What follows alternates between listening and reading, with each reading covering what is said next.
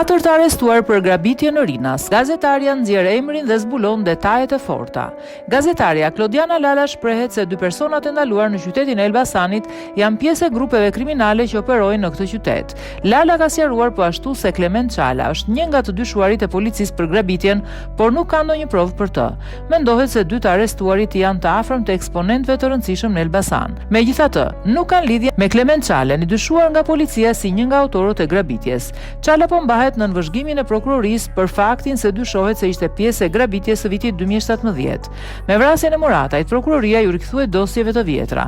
Gjithashtu, pjesë e grabitjes kanë qenë dhe 3 grupe kriminale, ku njëri është nga qyteti i Elbasanit dhe një tjetër me qendër në Fushkruj. Ka sqaruar gazetaria që nuk i bëri publik emrat e 2 personave të ndaluar nga policia e Elbasanit për shkak të sekretit hetimor. Informacion para prak. Policia dhe prokuroria prej datës 9 prill kur ndodhi grabitja në Rinas ka vjuar me hetimet dhe duket se është një gjurmë të autorëve.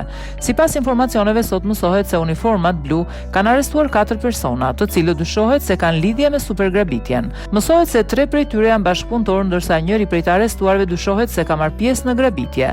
Policia ka ushtruar kontrolle të shumta në Elbasan, Fushkruj dhe Tiranë. Nga policia dhe prokuroria ende nuk janë dhënë detaje për personat arrestuar, por pritet që shumë shpejt të ketë një komunikim zyrtar ku do të bëhen publik edhe emrat.